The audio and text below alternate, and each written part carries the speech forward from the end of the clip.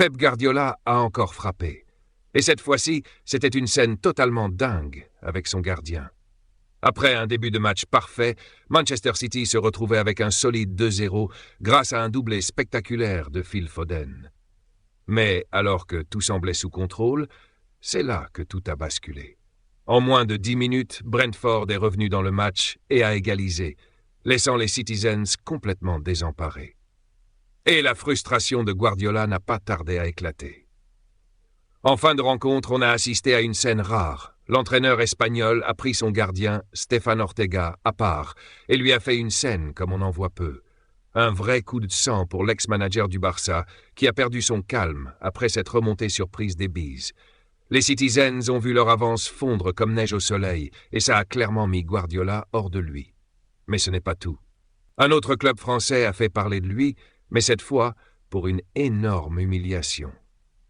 L'Olympique lyonnais, un club qui a fait rêver l'Europe, a été éliminé de manière totalement choquante en 16e de finale de la Coupe de France par Bourgoin-Jallieu, une équipe évoluant en National 3, soit la 6e division du pays. Un vrai choc des extrêmes qui a viré au cauchemar pour les Lyonnais. Après un match particulièrement compliqué, les Gones ont dû s'incliner lors de la séance de tir au but, où même des stars comme Alexandre Lacazette et Corentin Tolisso ont échoué dans leur tentative.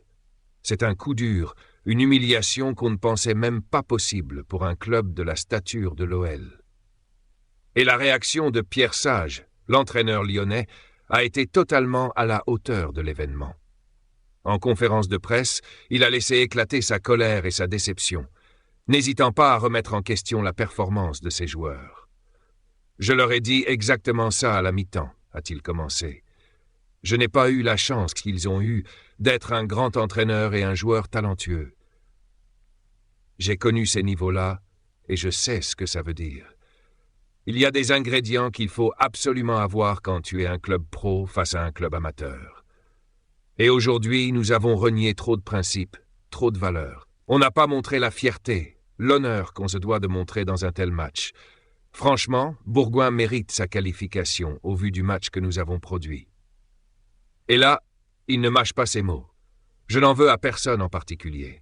Je nous en veux à tous en même temps. Il y a une chose qu'on doit assumer, c'est la honte. La honte face à nos proches, la honte face à nos familles, la honte face à ceux qui aiment ce club, la honte face à nos dirigeants, ceux qui sont venus au stade, et même la honte face au monde entier. C'est un devoir de battre une équipe qui évolue 4 niveaux en dessous. C'est ce que l'on doit à nos supporters et à notre histoire. Si vous n'avez pas encore aimé la vidéo ou vous n'êtes pas abonné à la chaîne, c'est le moment de le faire.